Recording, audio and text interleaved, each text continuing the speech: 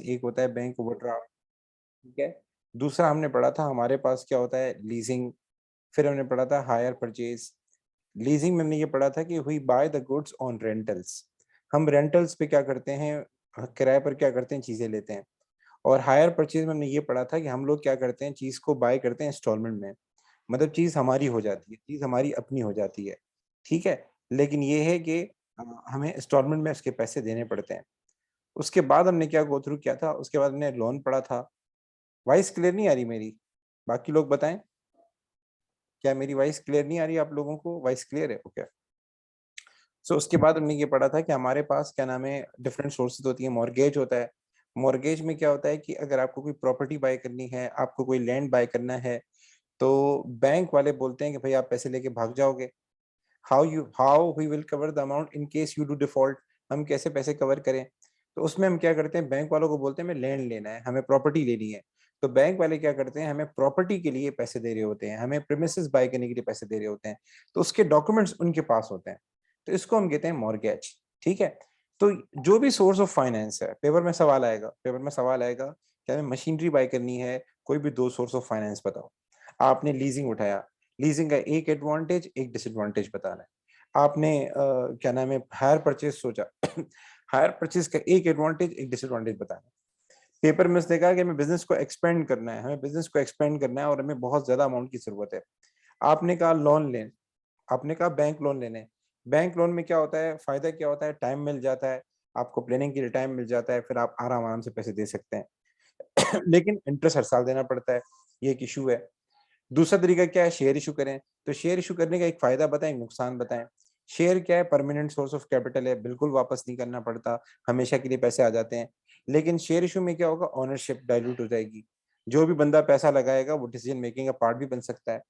तो पेपर में कोई भी सोर्स ऑफ फाइनेंस पे आपने बात करनी होगी तो एक एडवांटेज एक डिसएडवांटेज बताना होगा। और मोटी मोटी सोर्सेज जो पेपर में आती हैं उसमें बैंक लोन है, शेयर इशू है, लीजिंग है, हायर परचेज है, ये आपको जहन में याद होना चाहिए। बीच में क्राउड फंडिंग, माइक्रो फाइनेंस, इस पे भी सवाल आए थे। अब सवाल ये पैदा होता है, जब मैं डिसीजन लूंगा, जब मैं कंक्लूजन ड्रॉ करूंगा, तो मैं कौन सी सोर्स ऑफ फाइनेंस को सिलेक्ट करूंगा, क्वेश्चन ये अराइज होता है, मैं कौन सी सोर्स ऑफ फाइनेंस को सिलेक्ट करूंगा। तो उसके लिए हम कुछ चीजों को देखते हैं। सबसे पहली चीज जो है लिखी हुई है, size and legal form of business. Size and legal form of business क्या मतलब है? अगर आप कंपनी है, आप कंपनी है, कंपनी समझते होंगे आप लोग, कंपनी जैसे पेप्सी हो गया, ये सारी कंपनी। अगर आप कंपनी है तो कंपनी का साइज बड़ा होता है, तो कंपनी के पास रिटेनिंग भी हो सकती है, कंपनी के पास नॉन करंट एसेट भी हो सकते हैं, तो वो नॉन करंट एसेट भी बेच सकता है। आप कंपनी है तो आप शेयर भी इशू कर सकते हैं, आप कंपनी है तो आप डिवेंचर भी इशू कर सकते हैं। लेकिन for suppose if you are a sole trader और आपका पहला साल है, आपका पहला साल है, तो आपके पास रिटेनिंग तो होगी नहीं, प्रॉफिट ही नहीं होंगे आपके पास, कहां से मैनेज करेंगे? सारे के सारे एसेट नए होंगे, उनको कैसे बेचें? बेचेंगे तो नुकसान होगा। सोल ट्रेडर है, शेयर इशू की तरफ जा नहीं सकता। तो सोल ट्रेडर फिर क्या करेगा, बैंक ओवरड्राफ्ट अवेल करेगा, ट्रेड क्रेडिट की तरफ भागेगा, किसी को पार्टनरशिप के तौर पे शामिल करवाएगा किसी को, या फिर ज्यादा से ज्यादा उसके पीछे भागेगा, बैंक लोन की तरफ भागेगा। तो पहली चीज, अगर बिजनेस का साइज बड़ा है, बिजनेस मार्केट लीडर है, बिजनेस का मार्केट शेयर बहुत अच्छा है, और बिजनेस जो है कंपनी है, तो उसके पास सोर्स ऑफ फाइनेंस भी ज्यादा होंगे। और बिजनेस अगर सोल ट्रेडर है तो उसके सोर्स ऑफ फाइनेंस भी क्या होंगे, कम होंगे, उसको पैसे अरेंज करने में प्रॉब्लम होगा, ठीक है। दूसरा, दूसरी इंपॉर्टेंट चीज कि आपको पैसे क्यों चाहिए, why you required the amount, आपके पैसों का पर्पस क्या है? सर समझ में नहीं आया, समझाता हूं। देखिए, एक बंदे को पैसे इसलिए चाहिए कि उसको इन्वेंट्री बाय करनी है, ठीक है। आपका शोरूम है, आपको गाड़ियां बाय करनी है ताकि उसको आप बेचें। आपका यूनिफॉर्म सेंटर है, आपको बच्चों का स्कूल यूनिफॉर्म बाय करना है ताकि उसको आप आगे बेचें। तो if you want to buy the inventory, तो इन्वेंट्री के लिए फिर सोर्स क्या होगी, ट्रेड क्रेडिट। ट्रेड क्रेडिट मतलब उधार पे आप माल ले लें सप्लायर से और उसको बोले पैसे बाद में दूंगा, ठीक है। तो कई लोग इस तरह करते हैं। दूसरा, आपको अमाउंट क्यों चाहिए, फॉर सपोज आपको रेंट पे करना है, आपको वेजेस पे करने हैं, आप सेंटर में बच्चों को पढ़ा रहे हैं, आपको रेंट पे करना है, वेजेस पे करने हैं, आपके पास पैसे नहीं है। जैसे कोविड आ गया था, कोविड में थोड़े मसले पैदा हो गए थे बिजनेसेस के लिए कि वेजेस कैसे दें। तो उसके लिए फिर आप क्या करें, बैंक ओवरड्राफ्ट अवेल कर लें। बैंक ओवरड्राफ्ट की फिर एक लिमिट होती है, उस तक आप अवेल कर सकते हैं। सो हमारे पास, एक मिनट कीजिएगा, मैं एडमिट कर दूं। So why the amount is required, उसका पर्पस क्या अमाउंट का? एक और एग्जांपल, आपके अमाउंट का पर्पस ये है कि you want to buy the non current asset. आपको पैसे इसलिए चाहिए कि मुझे मशीनरी बाय करनी है, ठीक है? पैसे मुझे इसलिए चाहिए कि मुझे इक्विपमेंट बाय करना है। तो इक्विपमेंट के लिए आप लोगों ने भी पढ़ा, एक सोर्स होती है लीजिंग, एक सोर्स होती है हायर परचेज। आप इन दोनों में जा सकते हैं। अगर आपको पैसे जमीन बाय करने के लिए चाहिए, प्रीमिसेस बाय करने के लिए चाहिए, एक प्रॉपर्टी है उसको बाय करने के लिए चाहिए, तो मॉर्गेज भी चले जाएं। आपको पैसे इसलिए चाहिए कि एक पूरा एक बिजनेस सेटअप करना है, एक नया प्रोडक्ट लॉन्च करना है मार्केट में, किसी नए मुल्क में जाके बिजनेस सेटअप करना है। पाकिस्तान में माशाल्लाह अच्छा बिजनेस चल गया है, अब आप माशाल्लाह अमेरिका में, यूएसए में जाके एक पूरा बिजनेस सेटअप करना चाहते हैं, तो इसमें पैसे ह्यूज चाहिए होंगे। तो इसके लिए फिर आप शेयर इशू की तरफ जा सकते हैं, डिबेंचर की तरफ जा सकते हैं, बैंक लोन की तरफ जा सकते हैं। तो ये चीजें कहाँ काम आएंगी? ये चीजें कंक्लूजन ड्रॉ करने में काम आएगी। तो पेपर 2 में 12 मार्क्स का सवाल आता है, 12 मार्क्स का सवाल, उसमें 3 मार्क्स का कंक्लूजन देना होता है, वहां फिर ये चीजें बताएंगे। और ई पार्ट में सवाल आता है फाइनेंस का, क्या ये दो सोर्सेज में से कौन सी सेलेक्ट करें, वहां आप ये बताएंगे कि पर्पस अगर छोटा है तो सोर्स भी छोटी, पर्पस अगर बड़ा है तो सोर्स भी बड़ी। उसके बाद लेंथ ऑफ टाइम, आपको पैसे चाहिए तो पैसे आप कब अदा कर सकते हैं। अगर आप पैसे जल्दी अदा कर सकते हैं, आपके पास माशाल्लाह फाइनेंस अच्छा है, या फ्यूचर में पैसे आ जाएंगे, रिसोर्सेज वगैरह मैनेज हो जाएंगी, तो फिर शॉर्ट टर्म सोर्सेज के पीछे जाएं। शॉर्ट टर्म सोर्सेज से मुराद bank overdraft, short term sources से मुराद short term bank loan, short term bank loan 1 साल का होता है, फिर आप उसके पीछे जाएं। आपको पैसे चाहिए और आपको लगता है कि पैसे मैं अभी नहीं दे सकता, 2 साल में नहीं दे सकता, 5 साल में दूंगा। कभी कभार ऐसा होता है कि आपको लगता है कि 25 साल में पैसे देंगे। तो ऐसा पैसा जो आपको 25 साल में पे करना हो, तो फिर इसके लिए अच्छी सोर्स क्या है? डिबेंचर। डिबेंचर डिबेंचर जो होता है वो भी लोन की तरह ही होता है, लेकिन डिबेंचर में टाइम पीरियड ज्यादा होता है, 10 to 25 ईयर्स का टाइम पीरियड होता है उसको पे करने का। तो अगर आपको पैसे चाहिए लेकिन आप बोलेंगे मैं आहिस्ता आहिस्ता दूं, जैसे हमारी गवर्नमेंट यूरो बॉन्ड इशू करती है, हमारी पाकिस्तानी गवर्नमेंट ने भी लोगों से पैसे लिए हैं और उनको 25 साल में, 30 साल में उसको वापस करेगी, उसको कहते हैं यूरो बॉन्ड। ऐसा क्यों किया है गवर्नमेंट ने? क्योंकि गवर्नमेंट को पता है कि हालात तो वैसी डामाडोल है, आप देख तो रहे हैं, तो हालात तो वैसे ही डामाडोल है, तो इतनी जल्दी पैसे दे नहीं सकते। इसके बाद हमारे पास आता है एग्जिस्टिंग बोरोविंग। एग्जिस्टिंग बोरोविंग का क्या मतलब है कि अगर बिजनेस के पास पहले ही से नॉन करंट लायबिलिटीज बहुत है, 1 मिनट कीजिएगा, बिजनेस के पास पहले ही से नॉन करंट लायबिलिटीज बहुत है, एक बिजनेस है उसके पास नॉन करंट लायबिलिटीज है 1 लाख। कितनी है? 1 लाख, ठीक है। और उसके पास जो टोटल पैसा लगा हुआ है, जिसको हम प्यार से कहते हैं कैपिटल एम्प्लॉयड, ये टर्म आप लोगों ने सुनी होगी, कैपिटल एम्प्लॉयड। कैपिटल एम्प्लॉयड का मतलब होता है वो पैसा जो बिजनेस में इन्वेस्ट किया गया by owner and by lender. Owner ने और लेंडर ने जो पैसा कंपनी में लगाया है, बिजनेस में लगाया है, उसको हम कहते हैं कैपिटल एम्प्लॉयड। तो ऑनर ने पैसे लगाए 50,000, लेंडर ने पैसे लगाए 1 लाख, टोटल कितने लग गए? 1.5 लाख लग गए, इसको हम प्यार से कहते हैं कैपिटल एम्प्लॉयड। तो एक बिजनेस में पैसे इन्वेस्टेड है 1.5 लाख, ऑनर ने कितने लगाए? 50,000, और नॉन करंट लायबिलिटी कितनी है? लेंडर ने कितने लगाए? 1 लाख, टोटल कितना हो गया? 1.5 लाख। तो इस जिसमें से 1 लाख जो है, जो कि नॉन करंट लायबिलिटी है, ये कैपिटल एम्प्लॉयड का कितना परसेंट बनता है? सर अगर आप 1 लाख को डिवाइड करेंगे 1.5 लाख से और मल्टीप्लाई बाय 100 करेंगे, तो आपके पास आंसर आ जाएगा 66.67%। यानी जो पैसा हमारे बिजनेस में लगा हुआ है, जो कि 1.5 लाख लगा हुआ है, उसमें 50,000 ऑनर ने दिए हैं और 1 लाख लेंडर ने दिए हैं। तो लेंडर का जो शेयर है वो कितना बनता है? 66.67% बनता है। ये बहुत ज्यादा है। तो if you are already having too much non current liabilities, अगर आपके पास पहले ही से नॉन करंट लायबिलिटीज बहुत ज्यादा है, तो फिर आप फर्दर कर्जा नहीं ले सकते। मैं बता रहा हूँ, तुषार बता रहा हूँ। देखें तुषार बेटा, मैं पॉइंट क्या बता रहा हूँ, अगर बिजनेस कभी लोन के पीछे जाता है या शेयर के पीछे जाता है, तो एक चीज उसको देखनी पड़ती है, ऑब्जर्व करनी पड़ती है, उसको हम कहते हैं एग्जिस्टिंग बोरोविंग। और उसके लिए एक वर्ड यूज होता है गेयरिंग। गेयरिंग, इसका क्या मतलब है? Are there any non current liabilities और नॉट? आपने पहले पहले से कोई नॉन करंट लायबिलिटीज लिए नहीं ली? पहले से कोई कर्जा लिया हुआ नहीं लिया हुआ? मैं एक सवाल करता हूँ तुषार, तुमसे करता हूँ। दो बंदे बैंक के पास गए, दोनों को 1-1 लाख चाहिए। जो पहला बंदा था उसके ऊपर पुराना कोई भी कर्जा नहीं, कोई भी कर्जा नहीं है, कर्जे से पाक है, और उसको 1 लाख रुपए चाहिए। और दूसरा बंदा जो है वो कर्जों में डूबा हुआ है, उसने 1 लाख का कर्ज एक से लिया हुआ है, वो भी नहीं अदा किया, 2 लाख का कर्ज एक से लिया हुआ है, वो भी बाद में अदा करना है, 3 लाख का एक से लिया, वो भी बाद में अदा करना है। बैंक किसको कर्जा देगा? जो बिल्कुल कर्जे से पाक साफ है, जिसने अभी तक कोई कर्जा नहीं लिया, या जो ऑलरेडी बहुत सारे कर्जे ले चुका है। बैंक किसको कर्जा देगा? तो शायद तुमसे पूछ रहा हूँ, पहले वाले को जो कर्जों से पाक है, या दूसरे वाले को जो ऑलरेडी कर्जे ले चुका है?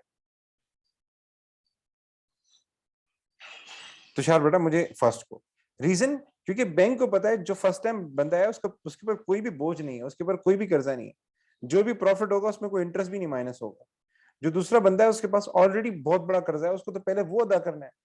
हमारा तो बाद में करेगा, पहले तो वो अदा करेगा। अगर वो अदा कर पाया नहीं कर पाया तो प्रॉब्लम हो जाएगी। ऊपर से आपके पास ऑलरेडी कर्जे हैं, तो आप सबने पढ़ा होगा लोन के ऊपर क्या होता है, इंटरेस्ट होता है, और वो इंटरेस्ट लाजमी देना होता है। आपका बिजनेस चले या नहीं चले, आपका बिजनेस बंद हो कैसा हो, आपको लाजमी देना होता है। तो बैंक वाले फिर अवॉइड करते हैं ऐसे बिजनेस को पैसा देने से जिसके पास ऑलरेडी नॉन कर लायबिलिटीज बहुत ज्यादा हो। ठीक है, इसको हम प्यार से कहते हैं एग्जिस्टिंग बोरोविंग्स, और प्यार एक और वर्ड यूज करते हैं गेयरिंग, GEARING, गेयरिंग। कि इस बिजनेस का गेयरिंग रेशो क्या है, अगर ज्यादा है तो बैंक कर्जा नहीं देगा, फिर उसको शेयर इशू की तरफ जाना चाहिए, इसको अपने एसेट को बेचना चाहिए। ठीक है, सो आगे चलते हैं।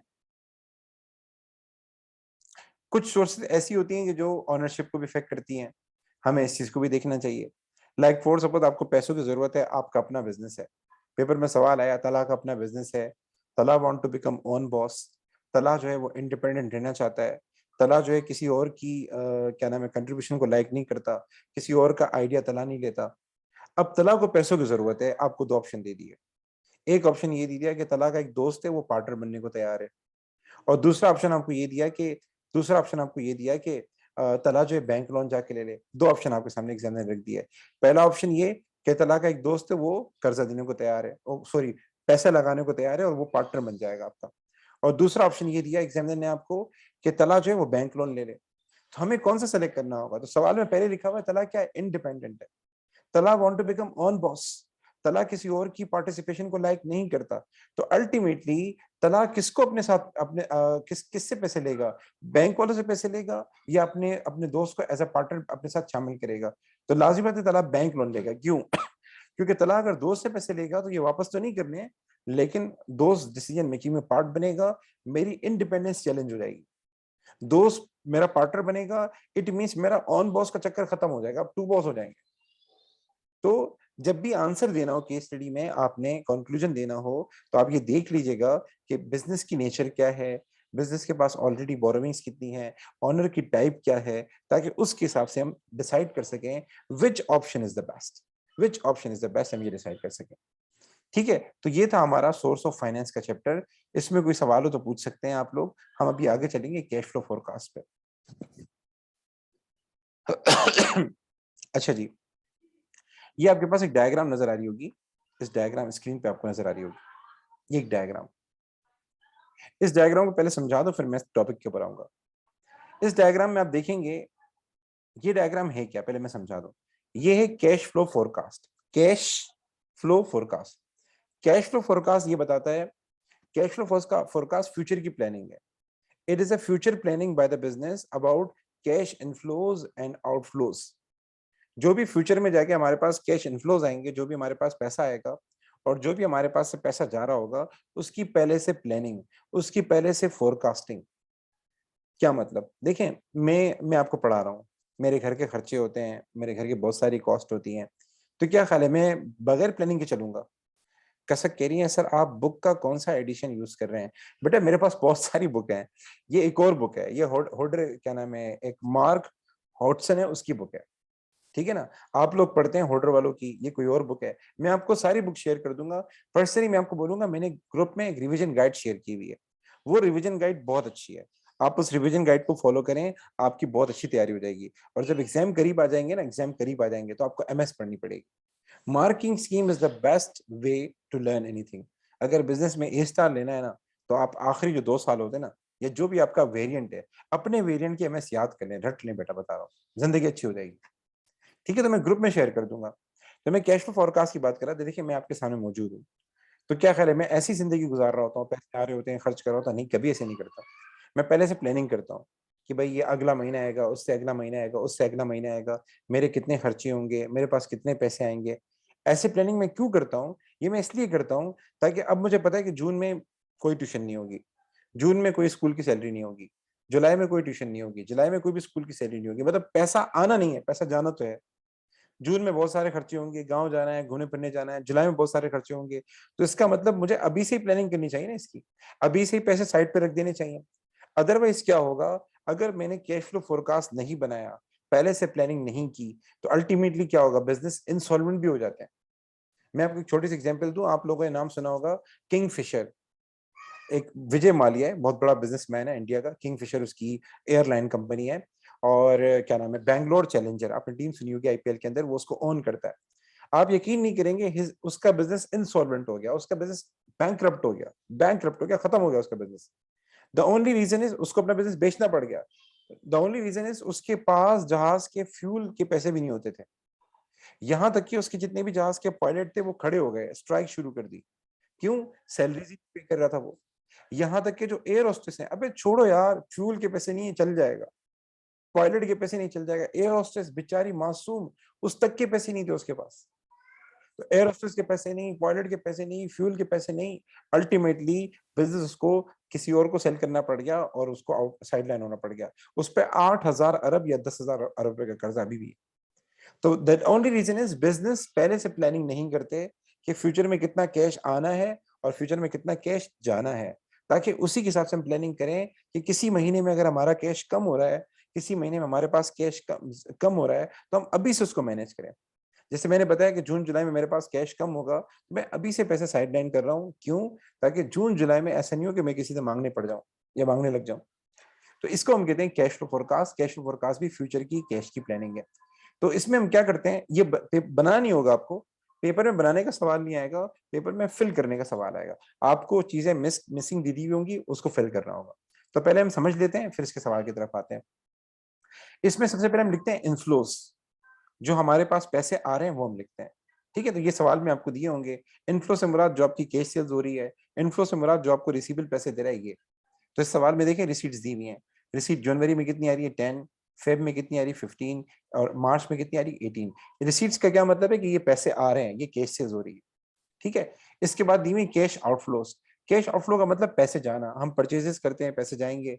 हम वेजेस देते हैं, पैसे जाएंगे। हम रेंट देते हैं, पैसे जाएंगे। मतलब किसी भी वजह से पैसे आपके पास जा रहे हो, कभी नॉन करंट एसेट बाय करते हो तब भी पैसे जाते हैं।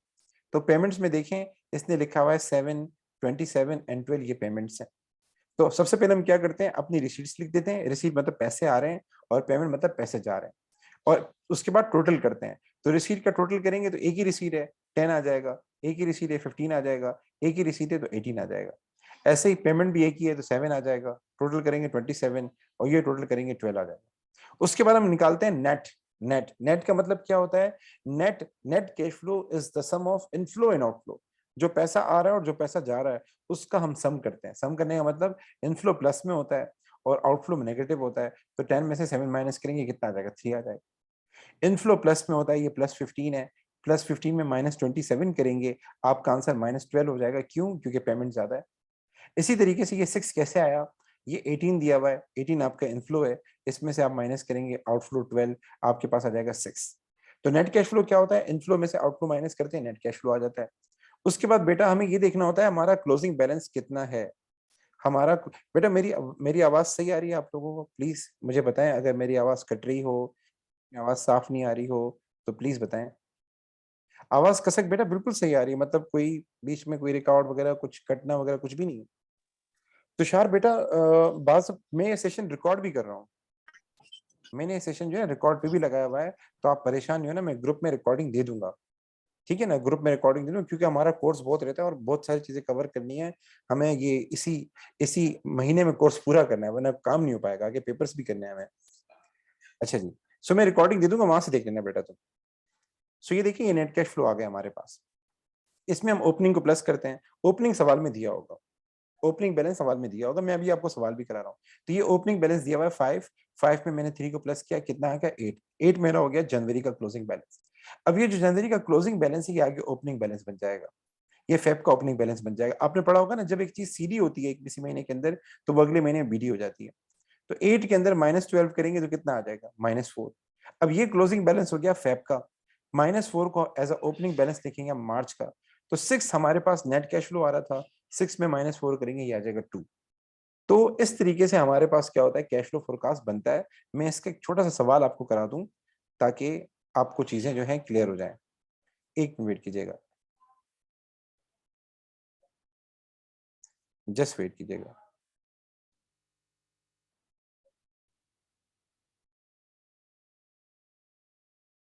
जस्ट वेट कीजिएगा, सवाल कहाँ चला गया? ये रहा। अच्छा जी, अब इस सवाल में देखें, यहां इसने क्या किया हुआ है, यहाँ से लिखा हुआ है ए, यहाँ से क्या लिखा हुआ है, ए लिखा हुआ है। तो इस तरीके से वो आपको बोलेगा कि मार्च का नेट कैश फ्लो बताओ, मार्च के महीने में हमारा नेट कैश फ्लो कितना आ रहा है ये बताएं, मार्च के महीने में हमारा नेट कैश फ्लो कितना आ रहा है ये बताएं। तो आपके सामने इधर लिखा हुआ है ए। नेट कैश फ्लो कैसे आता है, नेट कैश फ्लो कैसे आता है, हम इनफ्लो में से जो हमारे पास पैसे आ रहे हैं उसमें से क्या करते हैं, आउटफ्लो को माइनस कर देते हैं। तो मुझे कोई बता सकता है कि मार्च के महीने में मेरा नेट कैश फ्लो कितना आएगा? नेट कैश फ्लो के लिए हम क्या करते हैं, जो आपके पास टोटल कैश इनफ्लो आया था और जो टोटल कैश आउटफ्लो है उनका सम कर लेते हैं, मतलब जो भी इनफ्लो होता है उसमें से आउटफ्लो माइनस कर लेते हैं। तो सारा लिखा है 420। कैसे आया 420? 1060 ये हमारा कैश इनफ्लो है और 640 हमारा कैश आउटफ्लो है।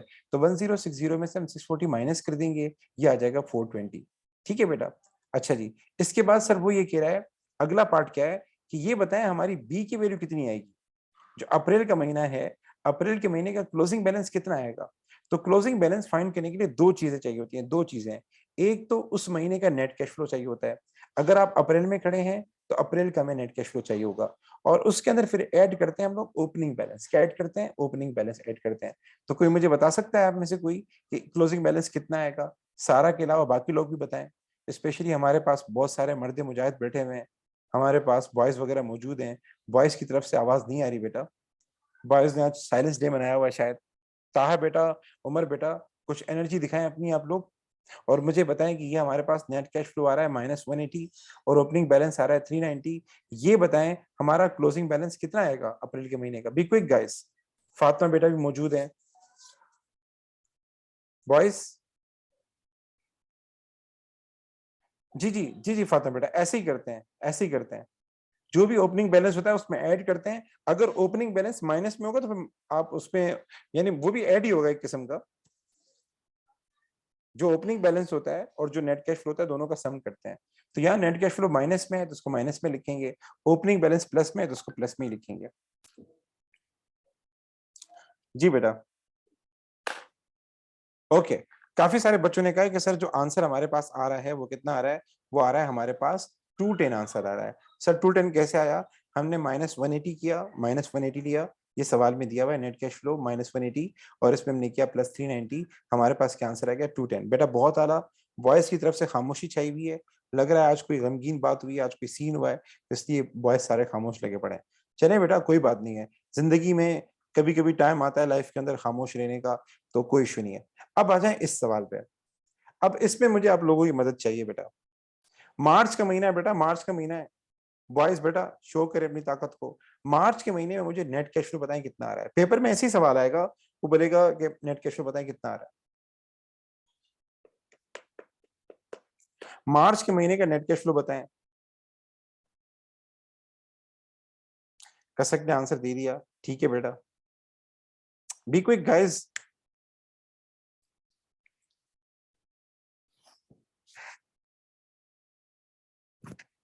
बाकी लोग भी बताएं, मैं जरा लोग देखूं कौन कौन मौजूद है हमारे साथ, ताकि उनके नाम लूंगा तो उनको थोड़ा एहसास होना शुरू हो जाएगा। हमारे साथ 80 मौजूद हैं। अब 80 मुझे आज तक नहीं पता कि ये शॉर्टकट क्यों यूज करते हैं। ताहा मौजूद हैं, उमर मौजूद हैं, तुषार मौजूद हैं। तुषार बेटा आप भी एक्टिव हो जाएं। चलिए जी मैं बता देता हूँ। देखिए नेट कैश फ्लो बहुत आसान है, बहुत आसान है। आपने इनफ्लो में से आउटफ्लो को माइनस करना है। इनफ्लो कितना है? 200। आउटफ्लो कितना है? 230। आउटफ्लो से मुराद पेमेंट्स, आउटफ्लो से मुराद पेमेंट्स। तो 200 में से 230 माइनस किया, आपके पास कितना आ जाएगा? आपके पास -30 आ जाएगा। कितना आ जाएगा?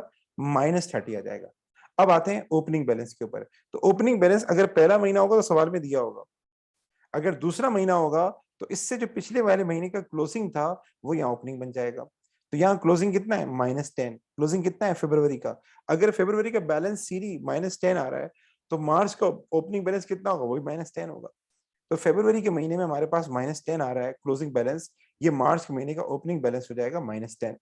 तो आप लोगों ने अभी देखा 200 में से 230 माइनस किया, -30 नेट कैश फ्लो आ गया, और हमारा क्लोजिंग बैलेंस -10 आ रहा है। तो -30 एंड -10, -30 नेट कैश फ्लो है, -10 ओपनिंग बैलेंस है। आपका क्लोजिंग बैलेंस कितना हो जाएगा? -40 हो जाएगा। ठीक है। तो गाइज इस तरीके से आपके पास सवाल आते हैं कैश फ्लो की कैलकुलेशन के आते हैं। अब आगे चलते हैं, आगे थोड़ा सा इसको पढ़ते हैं कि कैश फ्लो फोरकास्ट जब हम बनाते हैं तो सबसे पहले हम लिखते हैं कि हमारे पास पैसा कहाँ से आ रहा है। तो पैसा जो है दो जगहों से आता है। एक जो पैसा आता है हमारे पास, रिसीट्स जो होती है वो आती है कहाँ से, कैश सेल्स से आती है। अगर हम सामान कैश में बेचे तो वहां से आती है। दूसरा जो हमारे पास पैसा आता है, सामान बिजनेस उधार पे सेल करते हैं, क्रेडिट पे सेल करते हैं। जैसे सामान अभी सेल कर देते हैं, पैसे बाद में लेते हैं, तो जो रिसीवेबल पैसे दे रहे होते हैं वो भी यहाँ आता है। तो पेपर में एक सवाल आया 2 मार्क्स का, 2 नहीं 4 मार्क्स का, कि ये बताएं बिजनेस क्रेडिट सेल्स क्यों करते हैं, why do business business follow credit sales, business जो है कैश सेल्स क्यों नहीं करता है। आपने तकरीबन अकाउंटिंग पढ़ी होगी, मेजोरिटी कंपनीज जो हैं, जो रिटेलर को माल सेल करती हैं या होलसेलर को माल सेल करती हैं, मेजोरिटी कंपनीज क्या करती हैं, हमेशा वो करती हैं, क्या बोलते हैं, क्रेडिट सेल्स करती हैं। और तकरीबन लिखा होता है all goods are sold on credit. हम कल रेशो के सवाल कर रहे थे। So why do business go for credit sales, 2 reason बताएं, why do business go for credit sales, be quick guys. आप क्या समझते हैं कि लोग कैश सेल्स क्यों नहीं करते, क्रेडिट सेल्स क्यों करते हैं। कसक ने लिखा है सेल्स हो सके टू स्टार्टअप। तो बेटा इसके 2 रीजन सुन लें। पहला रीजन, बाज दफा कन्वीनियंट होता है कस्टमर के लिए, to provide convenience to the customer. बाज दफा कस्टमर ये कहते हैं कि हम अफोर्ड नहीं कर सकते कैश पे सामान बाय करना। रिटेलर कहता है कि भाई आपसे मैं अगर कैश पे माल लूंगा फिर बाद में आके बेचूंगा, तो अगर बाद में नहीं बिका तो मेरे लिए मसला हो जाएगा। तो रिटेलर के लिए, होलसेलर के लिए कन्वीनियंट क्या होता है, वो कंपनी से उधार पे माल लेते हैं, आगे बेचते हैं एंड देन पैसे रिसीव करके पे करते हैं। ठीक है, लेस टाइम कंज्यूमिंग, ठीक है, आप ये कह सकते हैं। तो सबसे पहला रीजन जो है क्रेडिट सेल्स करने का, number 1, to provide convenience to the customer. बाज दफा कस्टमर अफोर्ड नहीं करते, बाज दफा कस्टमर के लिए सामान कन्वीनियंट होता है क्रेडिट पे बाय करना, ताकि आगे जाके वो उसको सेल करें और पैसे रिसीव करके आपको पे करें। ठीक, एक ये रीजन।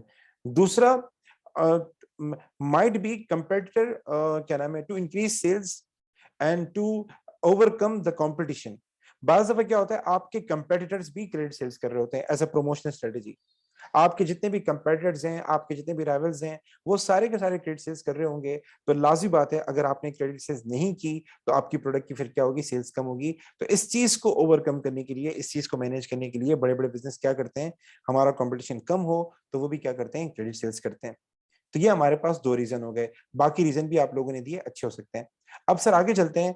कैश फ्लो फोरकास्ट में जो सवाल आता है, एक तो कैलकुलेशन का सवाल आता है, दूसरा सवाल ये आता है कैश फ्लो फोरकास्ट का, ये बताएं कैश फ्लो फोरकास्ट हम क्यों बनाते हैं, कैश फ्लो फोरकास्ट की क्या इंपॉर्टेंस है, इसका सवाल आता है। तो इसको जरा देखते हैं, कैश फ्लो फोरकास्ट क्यों बनाते हैं। तो पहली बात, इट हेल्प्स इन प्लानिंग। ये बिजनेस को प्लानिंग में हेल्प करता है। बिजनेस को फ्यूचर में एक्सपेंसेस बेयर करने होते हैं, बिजनेस को फ्यूचर में एक्सपेंशन करनी होती है, डायरेक्शंस देनी होती है, गाइडेंस देनी होती है, तो ये उसके हवाले से प्लानिंग दे देता है। सर समझ में नहीं आया, हमारे पास किसी महीने में ओवरड्राफ्ट आ रहा है, तो हम अभी से ही प्लानिंग करके अपने ओवरड्राफ्ट को मैनेज कर सकते हैं। जैसे इस महीने में -4 आ रहा है, तो ये -4 क्यों आ रहा है, क्योंकि आपकी पेमेंट ज्यादा हो रही है, तो हम पेमेंट पोस्टपोन कर देंगे। अगर हम कोई नॉन कैश बाय कर रहे हैं, बाद में बाय कर लेंगे, पैसे नहीं तो क्यों बाय करें। तो प्लानिंग के लिए हेल्प कर देता है। दूसरा, कैश फ्लो फोरकास्ट का फायदा क्या होता है, if you want to go to the bank, if you want to go to the bank और आपको बैंक मैनेजर से कर्जा चाहिए, तो बैंक मैनेजर कर्जा नहीं देता। बैंक मैनेजर बोलता है पहले मुझे मेक श्योर करो कि कल तुम मुझे पैसे दे सकते हो, पहले मुझे अश्योरेंस दो कि you will be able to pay the interest. अगर तुम इंटरेस्ट ही पे नहीं कर सकते तो मैं कर्जा क्यों दूं। तो how to provide assurance to the bank manager कि भाई we are having a sound business, ये अश्योरेंस हम कैसे प्रोवाइड करें। ये अश्योरेंस देने के लिए हम कैश फ्लो फोरकास्ट बनाते हैं और उसको मेक श्योर करते हैं कि ये कैश फ्लो फोरकास्ट है, जनवरी के महीने में पॉजिटिव बैलेंस है, मार्च के महीने में पॉजिटिव बैलेंस है, और ये खर्चे हम पोस्टपोन कर देंगे, ये भी पॉजिटिव हो जाएगा। तो बैंक मैनेजर को लगता है कि भाई माशाल्लाह बैलेंस, बिजनेस अच्छा जा रहा है, बिजनेस सीरियस है, तो वो लोन दे सकता है। वो चेक कर सकता है कि आया लोन देना चाहिए नहीं देना चाहिए, उसके लिए हेल्प हो जाती है। तो कैश फ्लो फोरकास्ट के मैंने आपको 2 फायदे बता दिए। पहला, it helps in planning, like if for suppose if business is having high payments in a year या in a month, business go for managing it। इसके साथ साथ बिजनेस के पास अगर रिसीट्स कम आ रही हैं, अभी तो माशाल्लाह रिसीट्स ज्यादा आ रही हैं, 10 थी, 15 थी, 18 थी, कभी कभार कम आ रही होती हैं।